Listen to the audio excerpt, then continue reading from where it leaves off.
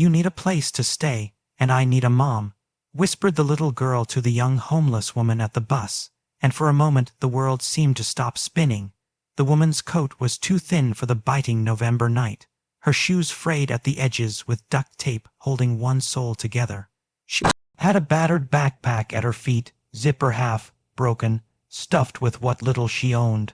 The girl couldn't have been more than 8, her voice trembling but her big brown eyes steady, as if she knew exactly what she was asking.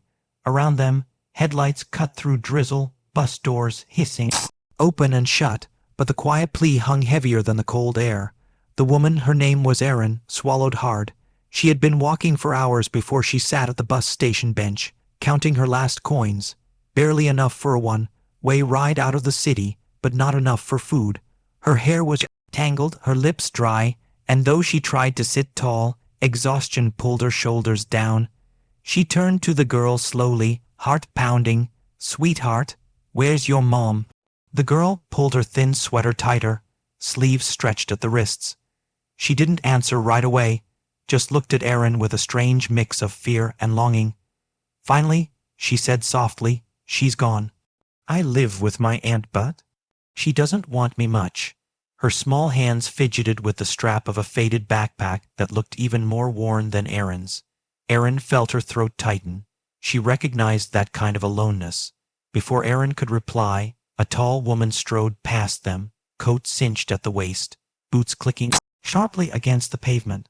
The woman's lipstick was the same deep red as her scarf, her hair sleek under the glow of the streetlight. She glanced at them briefly, her eyes lingering for half a second before she boarded the bus, the scent of expensive perfume trailing behind her. Erin shifted uncomfortably, painfully aware of the dirt smudged on her jeans and the hole near her knee. The bus pulled away, leaving them in the damp quiet. The girl leaned closer, whispering again, "You need a place to stay, don't you?" "I can take you." Erin's chest ached at the words, a child offering her shelter. It was upside down, heartbreaking. She almost laughed, but instead she blinked back tears, whispering, "I don't want to get you in trouble." The girl's eyes welled, but she held Erin's gaze. "You wouldn't, please." An hour later, Erin found herself walking beside her, the two of them moving through quiet suburban streets. The girl's name was Lily. She pointed out houses decorated with early Christmas lights, her voice a little brighter than before. Erin noticed the stark contrast, warm windows, glowing with dinners and laughter, while she herself hadn't eaten since yesterday morning. When Lily opened the creaky gate of a small, run-down house, Erin hesitated. The porch light flickered weakly. An eviction notice, edges curling from dampness, was pinned on the front door. Inside, the air was cold. The fridge hummed loudly when Erin opened it, revealing only a carton of milk half empty, a jar of pickles, and one wrinkled apple. She closed it quickly, her stomach twisting. Lily shuffled her feet, embarrassed. "My aunt goes out a lot. Sometimes she doesn't come home." Erin forced a small smile, brushing Lily's hair back from her face. "You've been taking care of yourself." The girl shrugged. A sudden knock at the door made them both jump. Lily's eyes widened in panic. Erin's pulse raced. She imagined a furious guardian storming in, demanding to know who she was. But when Lily cracked the door open, a different woman stood there, the same stylish stranger from the bus stop. She was holding a bag of groceries in one hand, rain speckling her leather jacket. "I saw you too," the woman said softly, scanning Erin's tired face, then Lily's. "I don't know why, but I couldn't stop thinking about you." She stepped inside without waiting for permission, setting the grocery bag on the counter. Bread, pasta, oranges, even a small pack of cookies peeked from top. Erin's eyes stung at the sight of it. Lily smiled faintly for the first time that evening. Erin, however, stood frozen, her pride warring with gratitude. "Why would you?" she began, her voice hoarse. The woman removed her scarf, her expression firm but kind. "Because I've been where you are. Not as young as you, but close enough. And someone helped me once." Hook. At that moment, a car screeched to a stop outside. Harsh footsteps approached. Lily's face drained of color. "It's my aunt," she whispered, clutching Erin's hand.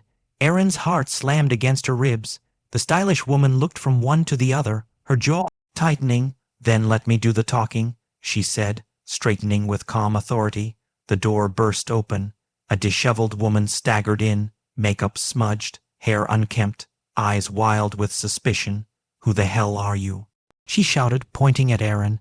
Lily shrank back, trembling. Aaron stepped forward protectively, but words caught in her throat. The wealthy stranger's voice cut through the chaos, low and commanding. We're here to help. The aunt's glare hardened, and the tension in the small, cold house became unbearable. Aaron's fingers tightened around Lily's, the three women standing in a fragile triangle of fear, defiance, and desperate hope. The aunt's eyes darted between them, her chest heaving as if she had sprinted. The smell of alcohol clung to her clothes, heavy and bitter. She jabbed a finger toward Aaron. You can't just bring strangers in here. She's my niece. I'm responsible for her. Lily flinched at the word responsible, her hand gripping Aaron's tighter. Aaron wanted to shout that responsibility didn't look like empty fridges and eviction notices, but her throat locked. The wealthy woman, who introduced herself simply as Marissa, didn't flinch. She stepped closer, her boots clicking against the floorboards. Then start acting like it, she said firmly, her gaze piercing. The aunt sneered, brushing hair from her face with shaking hands. What are you? Some savior in designer boots? Mind your business. Marissa pulled in a breath, her tone softening but steady. I make it my business when a child whispers to a homeless woman that she needs a mom. I was at that bus stop. I heard her. Her words sliced through the room like glass. The aunt's bravado faltered for a beat. Aaron saw her eyes flicker, something wounded buried beneath the anger, but it was gone as fast as it appeared. The silence stretched heavy. Then the aunt spat, fine. You want to play hero. Take them both. I've got nothing to give. She grabbed her purse from the counter, stumbled toward the door, and slammed it shut behind her. The echo left the house hollow. Lily's small chest rose and fell quickly, her lips trembling. Aaron dropped to her knees, pulling the girl into her arms. It's okay, she whispered, though her own voice shook. Marissa exhaled slowly, running a hand through her hair. She looked almost startled at how the confrontation had unfolded. She'll come back, Aaron said quietly. People like that. They always come back when they realize what they said. Marissa nodded but crouched down, brushing Lily's cheek with her thumb. And when she does, we'll be ready. For the next hour, they unpacked the groceries together. Aaron sliced bread, her hands still trembling from adrenaline. Lily set cookies neatly on a chipped plate, trying to make the table look like something more than survival. Marissa watched them, her polished presence oddly gentle in the worn-down kitchen. I live downtown, she said finally, in a loft with space I barely use. You can stay there until we figure things out. Aaron froze, a piece of bread in her hand.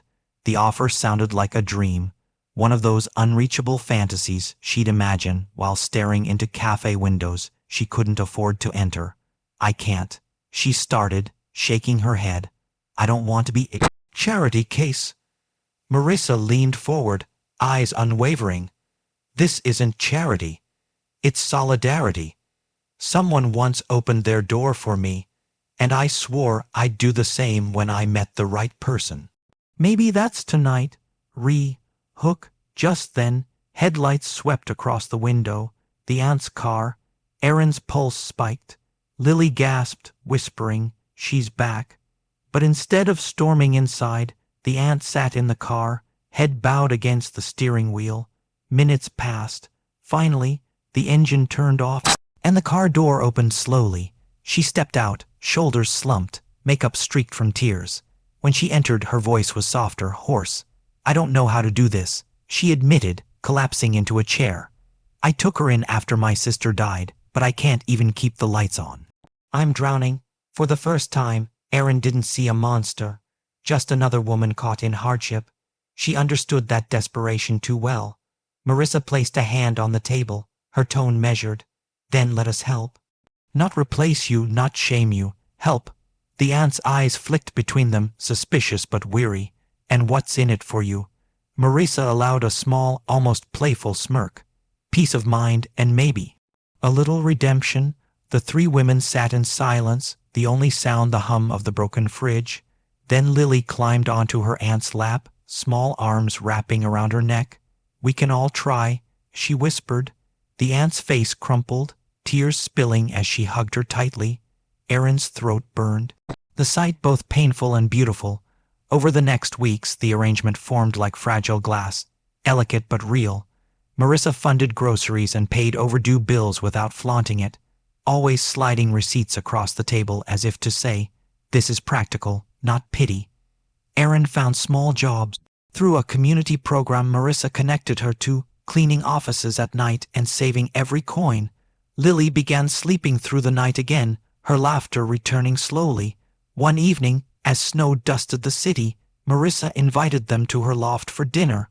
The contrast was staggering. High ceilings, warm lighting, shelves lined with books and photographs.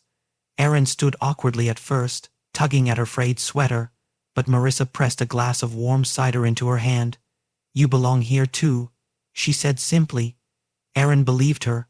Later, as Lily dozed on the couch wrapped in a plush blanket, Erin stepped onto the balcony. The city glowed beneath them, neon signs flickering, car horns distant. Marissa joined her, arms folded, her red scarf trailing in the wind. Erin whispered, "I thought my life was over that night at the bus stop." Marissa touched her shoulder gently. Sometimes endings are just disguised beginnings. Behind them, Lily stirred in her sleep, murmuring, "Mom." The word slipped out soft, unplanned, but it pierced Erin's heart. She turned, eyes filling with tears, and whispered back, "I'm here." The moral lingered in the air like the snowflake. Drifting down, one act of generosity had rerouted 3 lives. None of them perfect, none of them healed overnight, but all of them bound by a fragile, fierce hope. It was enough to start again.